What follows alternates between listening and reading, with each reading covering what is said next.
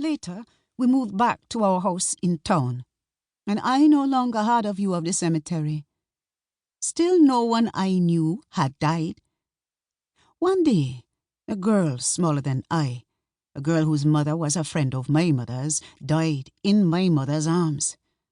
I did not know this girl at all, though I may have got a glimpse of her once or twice as I passed her and her mother coming out of our yard, and I tried to remember everything I had heard about her.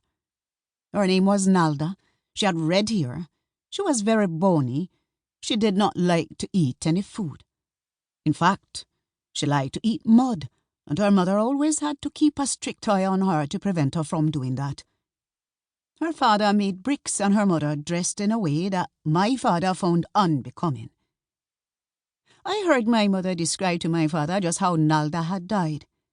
She had a fever. They noticed a change in her breathing, so they called a car and were rushing her off to Dr. Bailey when, just as they were crossing over a bridge, she let out a long sigh and went limp. Dr. Bailey pronounced her dead, and when I heard that, I was so glad he wasn't my doctor. My mother asked my father to make the coffin for Nalda, and he did, carving bunches of tiny flowers on the sides. Nalda's mother wept so much that my mother had to take care of everything, and since children were never prepared by undertakers, my mother had to prepare the little girl to be buried. I then began to look at my mother's hands differently. They had stroked the dead girl's forehead. They had bathed and dressed her and laid her in the coffin my father had made. My mother would come back from the dead girl's house smelling of bay rum, a scent that for a long time afterward would make me feel ill. For a while, though not for very long, I could not bear to have my mother caress me or touch my food or help me with my bath. I especially couldn't bear the sight of her hands lying still in her lap. At school, I told all my friends about this death.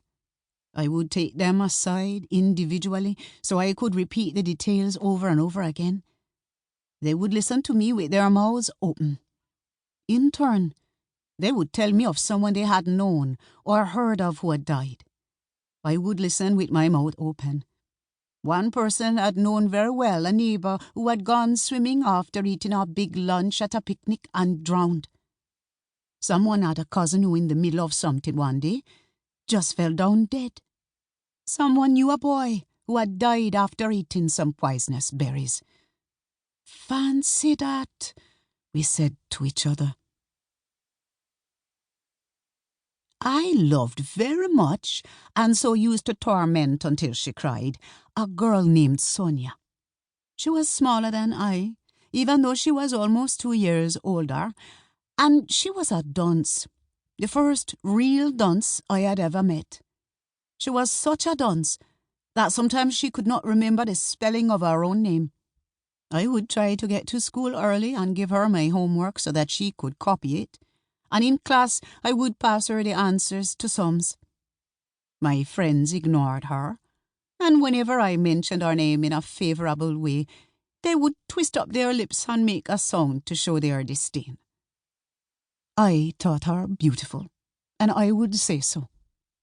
She had long, thick black hair that lay down flat on her arms and legs, and then, running down the nape of her neck, down the middle of her back for as far as could be seen before it was swallowed up by her school uniform, was a line of the same long, thick black hair, only here it flared out as if a small breeze had come and parted it.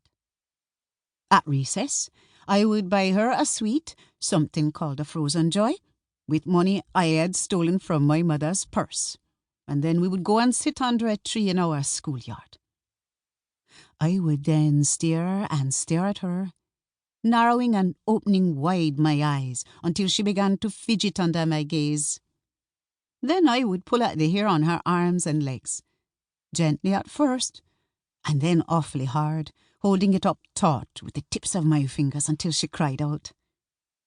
For a few weeks, she didn't appear in school, and we were told that her mother, who had been with child, had died suddenly.